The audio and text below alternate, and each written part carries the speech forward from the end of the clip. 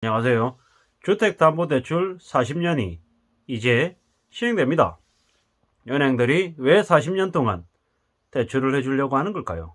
왜 은행들이 빚을 천천히 갚으라고 이야기하는 걸까요? 그에 대한 이야기를 좀 해볼까 합니다. 은행은 절대 자선단체가 아닙니다. 은행은 대출자들에게 이자를 받아먹고 사는 거죠. 그게 은행의 장사입니다. 근데 빌린 돈을 천천히 갚으라고 얘기하면서 주택담보대출의 상한기간을 최장 35년에서 40년으로 확대해서 운영합니다. 주택담보대출 만기를 40년으로 늘렸다라는 거죠.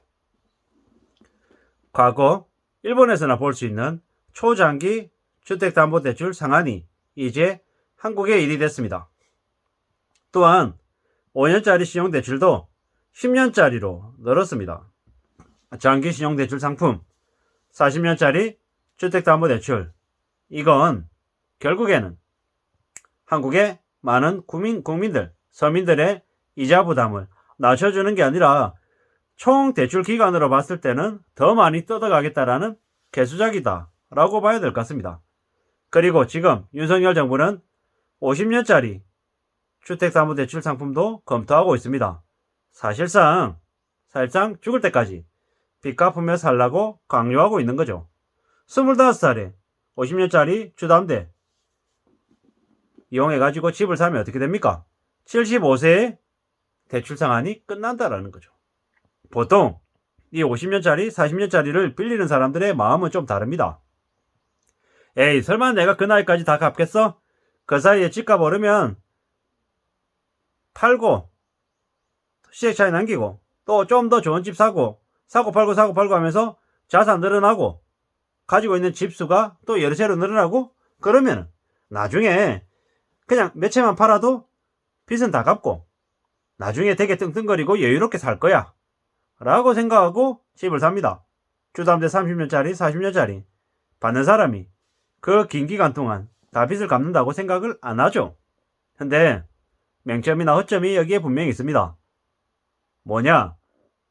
주택시장이, 부동산 시장이 얼어붙으면 오도 가도 못하고 그냥 갚아야 된다라는 거죠. 죽을 때까지. 빠져나올 수 있는 시기가 있기를 바라겠지만 못 빠져나올 수도 있다라는 걸 염두에 둬야 된다는 말씀을 드립니다. 이웃나라 일본에서 4억 5천짜리 집 사는데 1%대 되게 저금리로 집을 샀죠. 30년짜리를. 월세 내는 것보다 원리금 내는 게 더 싸니까 괜찮다라고 생각하고 샀는데 나중에 시간이 지났더니 회사에서 나가라고 하고 갑자기 신용도는 낮아지고 은행에서 가산금리 물리고 원금의 일부를 상환하라고 얘기하고 계속 이렇게 몰아붙이면 어떻게 됩니까? 그냥 반쯤은 넋이 나가죠. 빚을 갚다가 말다가 그냥 나중에는 은행이 요구하는 대로 그냥 끌려다니는 거죠. 요즘 같은 때에는 2달만 연체해도 은행이 바로 가지고 있는 부동산을 경매 처분한다고 얘기하죠. 막상 그 상황에 내몰리면 사람이 어떻게 됩니까? 자포자기하고 인생을 놔버리는 거죠. 이런 무서운 일을 은행이 벌리겠다고 지금 수작을 부리고 있는 거죠. 윤석열 정부 기간에 50년짜리 주담대라니요. 참 믿기 어려운 얘기잖아요. 청년하고 신혼부부를 대상으로 한 상품이라고 하는데, 그러면 청년이나 신혼부부들은 삶이 어떻게 됩니까? 코 깨가지고 그냥 회사에서 그만두지도 못하고 오로지 일만 하게 되겠죠. 어쩌면 투잡, 쓰리잡도 고려할 수밖에 없다는 거죠. 요즘에 제가 주변에 있는 저보다 나이가 어린 동료들, 후배 직원들하고 얘기하다 보면 무슨 얘기를 하냐면 알바를 얘기해요. 알바. 지금 현재 생활이 월급만 받아서는 답이 없으니까 알바를 좀 더 해가지고 몇십만 원이라도 좀 더 벌어볼 궁리를 하는 사람들이 늘어난다라는 거죠. 왜 그러겠습니까? 대출을 가지고 있는데 그 대출을 다 갚으려고 하니까 빡센 거죠. 생활에 부담이 되는 거죠. 그러다 보니까 저런 식으로 좀 다르게 좀 움직이려는 그런 생각들을 하는 거죠. 사람이 여유가 있는데 알바할 생각을 왜 하겠냐고요. 그렇지 않습니까? 지금 현재 서민의 부담을 덜기 위해서 대출의 기간을 늘린다라고 하는데 저거는 서민들의 부담을 늘리는 정책이 아니라 서민들의 부담을 더 가중시키는 상품이다. 정책이다. 라고 보는 게 맞을 것 같습니다. 꽤나 힘들고 어려운 상황이죠. 당장에는 주담대를 40년짜리로 늘리면 그래 대출 받을 수 있는 금액 자체가 늘어나고 매월 상환해야 되는 금액이 낮아지니까 조금 나아질 수는 있겠죠. 나아지는 것처럼 보이겠죠. 그런데 실제로 부담이 더 커진다라는 거죠. 이런 거죠. 3억 대출 받으면 4%짜리 고정금리에 원리금 균등 상환 방식으로 3억 대출 받으면 30년이면 총 이자를 한 1억 4천만 원 낸답니다. 근데 이게 40년짜리로 바뀌면 어떻게 되냐? 내야 될 이자가 한 2억 정도로 늘어나는 거죠. 30년짜리 4% 고정금리면 3억 빌리면 30년 동안은 4억 5천 내야 되지만 40년으로 바꾸면 3억 빌리고 5억을 갚아야 되는 거죠. 이건 가상금리 같은 거 부담 안 하고 4% 고정금리로 30년, 40년 내내 계속 지속해서 그 조건으로 원리금을 상환한다라는 걸 가정했을 때 이야기죠. 그 30년, 40년이라는 기간 동안 수용도가 바뀌어서 금리가 더 올라갈지 어떨지는 고려하지 않은 이야기라는 거죠. 4%로 고정금리를 잡은 거죠. 저거 만약에 6%로 잡으면 어떻게 됩니까? 끔찍하죠, 끔찍해.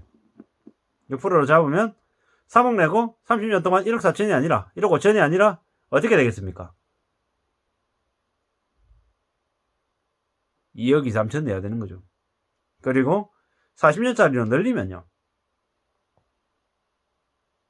3억 빌리고 3억 내야 되는 거죠. 40년짜리 만기를 고정금리 6%로 내면 3억 빌리고 6억을 갚아야 되는 그런 일이 벌어진다라는 거죠. 이게 닥친 현실임을 말씀드립니다. 어떻습니까? 좀 많이 끔찍하지 않습니까? 많이 놀랍지 않습니까? 이런 일들이 벌어진다라는 거죠. 그런데 어떻게 함부로 30년, 40년짜리 주담대를 덜컥 내서 갚겠냐라는 거죠. 만기가 길어지면 내야 될 이자는 늘어나는 건 당연한 거죠. 게다가 금리가 올라가면 상황은 언제 어떻게 바뀔지 모른다라는 거죠. 고정금리를 하면 30년, 40년 동안 그 고정금리 그대로 쭉 간다라고 생각하지만 절대로 그렇게 쉽지 않다라는 거죠. 신용점수가 그대로 유지가 돼야 되고 소득이 더 늘어나야 그 고정금리를 보장받는 거지. 신용도가 떨어지거나 아니면 은행의 상황이 바뀌면 언제든지 고정금리는 변동금리로 바뀔 수 있다는 걸 잊지 말아야 될 것 같습니다. 이미 고정금리보다 변동금리가 대출자의 80%가 넘는 이들이 변동금리를 선택하고 있는데요. 20% 미만인 고정금리 대출을 받은 사람조차 언제든지 변동금리로 변동될 수 있다라는 걸 잊지 말아야 될 것 같습니다. 그냥 괜찮을 거다, 별일 없을 거다라고 생각하고 쉽게 빚내면 인생이 망가진다라는 거죠.